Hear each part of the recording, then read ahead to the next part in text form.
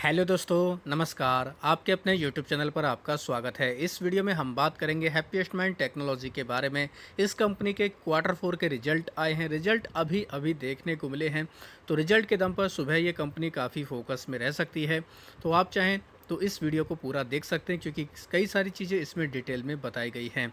Video शुरू करने से पहले कहना चाहूँगा, अगर किसी ने चैनल पर फर्स्ट टाइम विजिट किया है तो चैनल को सब्सक्राइब कर लें और बेल आइकन को ज़रूर दबा लें। ये हैं दोस्तों हैप्पीएस्ट माइंड टेक्नोलॉजी के क्वार्टर 4 के रिजल्ट। ये रिजल्ट हम लोग को लेट नाइट में आते देखने को मिले हैं, जिसका रिएक्शन सुबह बाजार ओपन होने के दौरान इस कंपनी के ऊपर देखने को मिल जाएगा। सबसे पहले बात करेंगे, कंपनी ने डिविडेंड का ऐलान किया है। 3 रुपये 65 पैसे का डिविडेंड का ऐलान किया है। हम कंपनी के स्टैंड अलोन और कंसोलिडेटेड नंबर स्टडी करने वाले हैं। बात करेंगे दोस्तों, सबसे पहले कंपनी के कंसोलिडेटेड आधार पर जो नंबर हैं, स्क्रॉल कर देते हैं। नीचे हम लोग को काफ़ी बॉक्स देखने को मिल रहा है। तो सबसे पहले बात करें कंपनी के, ये हैं कंसोलिडेटेड आधार पर रिजल्ट। रुपीज़ इन लाख हैं, इस चीज़ का आपको ध्यान रखना, लेकिन मैं आपको करोड़ में कन्वर्ट करके बताने वाला हूं। सबसे पहले बात करेंगे दोस्तों कंपनी के रेवेन्यू के बारे में। कंपनी ने किस तरीके का रेवेन्यू जनरेट किया है। इस बार हम लोग को 604 करोड़ का रेवेन्यू देखने को मिला, जो पहले 544 करोड़ था। और पिछले क्वार्टर में ये हम लोग को 587 करोड़ के आसपास देखने को मिलता था। तो पिछले साल की तुलना में रेवेन्यू कंपनी का बढ़कर आया है। पिछले क्वार्टर की तुलना में भी रेवेन्यू हम लोग को बढ़कर आते देखने को मिला। और कह सकते हैं ईयर ऑन ईयर और क्वार्टर ऑन क्वार्टर के बेसिस पर ठीक ठाक ग्रोथ देखने को मिल रही है। टोटल रेवेन्यू अगर कंपनी का देखें, कुछ अदर इनकम भी होती है। तो इस बार कंपनी ने 621 करोड़ का टोटल रेवेन्यू रिपोर्ट किया, जो पहले 570 करोड़ था। पिछले क्वार्टर में 603 करोड़ के आसपास था। तो यहाँ पर भी ईयर ऑन ईयर के बेसिस पर भी और क्वार्टर ऑन क्वार्टर के बेसिस पर ग्रोथ देखने को मिली है। कंपनी के अगर खर्च देखें, एक्सपेंस देखें, तो ये भी हम लोग को उसी के अकॉर्डिंग बढ़कर आते देखने को मिले। 544 करोड़ का कंपनी ने इस बार खर्च किया, जो पहले 508 करोड़ था। पिछले क्वार्टर में 527 करोड़ के आसपास था। तो ईयर ऑन ईयर के बेसिस पर भी खर्च बढ़कर आया, क्वार्टर ऑन क्वार्टर के बेसिस पर भी खर्च में हमें बढ़ोतरी देखने को मिली है। तो टोटल रेवेन्यू में से खर्च को माइनस करेंगे तो प्रॉफिट बिफोर टैक्स सामने आता है।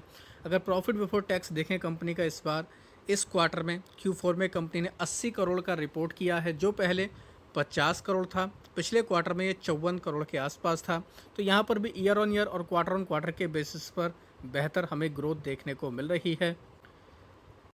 कंपनी के अगर टैक्स वगैरह देने के बाद, सारे एडजस्टमेंट वगैरह होने के बाद कंपनी के हाथ में कितना प्रॉफिट आया, अगर इसकी अगर बात की जाए तो आप लोग देख सकते हैं। इस बार हैप्पीएस्ट माइंड टेक्नोलॉजी की तरफ से 61 करोड़ का पैट रिपोर्ट किया गया है, जो पिछले साल 34 करोड़ था। पिछले क्वार्टर में 40 करोड़ था।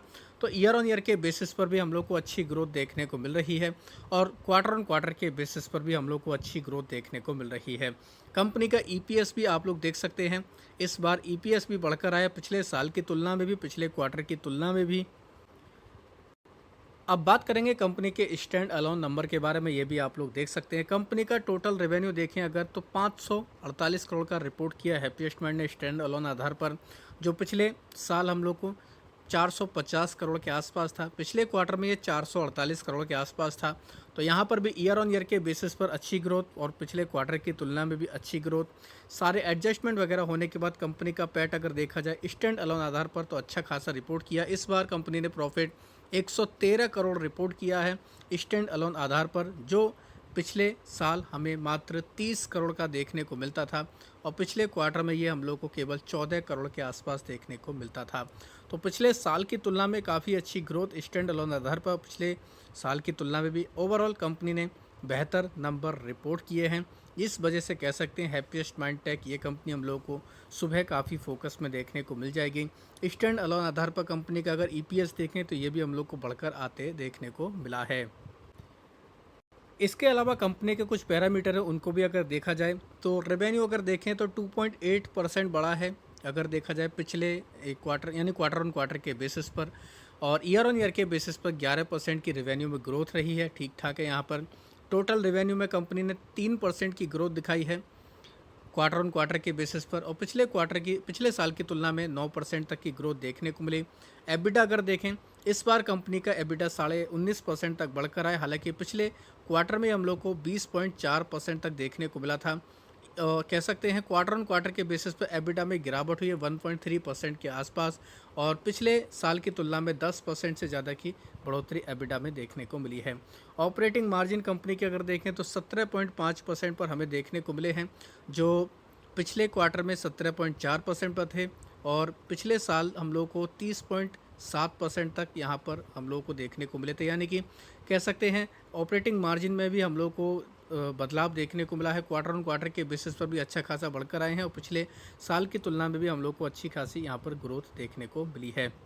तो ओवरऑल कह सकते हैं हैप्पीएस्ट माइंड टेक ने सभी पैरामीटर के हिसाब से अच्छे खासे नंबर रिपोर्ट किए हैं। साथ ही कंपनी का पूरे साल का अगर रेवेन्यू देखा जाए तो ये लगभग 12% बढ़कर आया पिछले साल की तुलना में, पिछले वित्त वर्ष की तुलना में। रेवेन्यू अगर देखें कंस्टेंट करेंसी के रूप में देखें तो यहाँ पर भी 9.2% की ग्रोथ रही है। ऑपरेटिंग रेवेन्यू डॉलर टर्म में देखा जाए तो यहाँ पर भी हम लोग को 7% के आसपास की ग्रोथ देखने को मिली है। टोटल इनकम कंपनी की 11% बढ़कर आई है। एडजस्टेड पैड देखें तो यहाँ पर भी अच्छा खासा ग्रोथ है। अगर 31 मार्च 2026 तक देखें कंपनी के पास 306 हम लोग को दोस्तों क्लाइंट देखने को मिल रहे हैं, जिनमें से 10 एडिशन हुए इस क्वार्टर में और 51 एडिशन हम लोगों को पूरे वित्त वर्ष में देखने को मिले हैं। इसके अलावा कंपनी के पास देखा जाए तो यूटिलाइजेशन भी अच्छा खासा देखने को मिला है। कई सारी Q4 में कंपनी को डील मिली है, जिसमें US based insurance and financial software service provider ने करार किया है। US print and communication company ने भी हैप्पीएस्ट माइंड को क्लाइंट बनाया है, यानी कि हैप्पीएस्ट माइंड की क्लाइंट बनी है company. Industrial service and maintenance company, ये भी हम लोग को देखने को मिलती है, ये भी हैप्पीएस्ट माइंड की क्लाइंट बनी, यानी कि कई बड़ी डील्स इनको हासिल हुई है।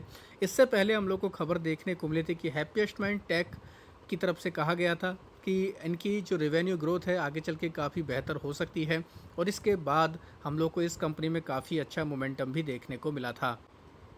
तो आप लोग देख सकते हैं हैप्पीएस्ट माइंड को लेकर 10 मार्च को ही हम लोग को फोरकास्टिंग देखने को मिली थी कंपनी के मैनेजमेंट की तरफ से। इसमें कहा गया था कि इन्होंने अपनी रेवेन्यू ग्रोथ एक्सपेक्टेशन को बढ़ा दिया है वित्त वर्ष 2027 के लिए 12.5% इन्होंने कर दिया, जो पहले इनका एस्टिमेट 10% का देखने को मिल रहा था। साथ ही कंपनी का ये भी कहना था कि AI को लेकर ये कंपनी काफ़ी ज़बरदस्त काम कर रही है, तो इस वजह से कह सकते हैं ये कंपनी और भी ज़्यादा हम लोग को फोकस में देखने को मिलने वाली है। इसके अलावा कंपनी का अगर शेयर होल्डिंग पैटर्न देखें मार्च के क्वार्टर तक का, तो यहाँ पर प्रमोटर की हिस्सेदारी में कोई चेंज नहीं हुआ है। 44.21% की हिस्सेदारी है। हालांकि 1.76% को इन्होंने प्लेज रखा है, गिरवी रखा है, ये एक नेगेटिव पॉइंट है। FIH की हिस्सेदारी हम लोग को मार्च क्वार्टर में हैप्पीएस्ट माइंड टेक्नोलॉजी में थोड़ा सा बढ़ते देखने को मिली है। 5.89% से बढ़कर 5.94% हो चुकी है, जो पहले मार्च 2025 में केवल 5% के आसपास थी। DIH ने अपनी हिस्सेदारी को थोड़ा सा कट किया है, 9.63% से घटकर 8.99% हो चुका है और पिछले साल मार्च में ये 10.59% के आसपास था। पब्लिक की हिस्सेदारी इस कंपनी में बढ़कर आई है। साथ ही अदर का देखें तो अदर का भी हम लोग को थोड़ा सा हिस्सेदारी घटते देखने को मिली है। तो ओवरऑल कह सकते हैं काफ़ी समय से ये कंपनी एक ही रेंज में कंसोलिडेट कर रही है। कभी ये कंपनी 1600 रुपये के पार देखने को मिलती थी, अभी 400 रुपये के नीचे है। तो इस बार तो रिजल्ट काफ़ी बेहतर देखने को मिले हैं, तो इस वजह से ये कंपनी काफ़ी फोकस में रह सकती है। तो आपको अगर ये वीडियो अच्छा लगा है तो चैनल को सब्सक्राइब कर सकते हैं। आपके पास भी अगर इस कंपनी में कोई हिस्सेदारी है तो कमेंट सेक्शन में भी बता सकते हैं।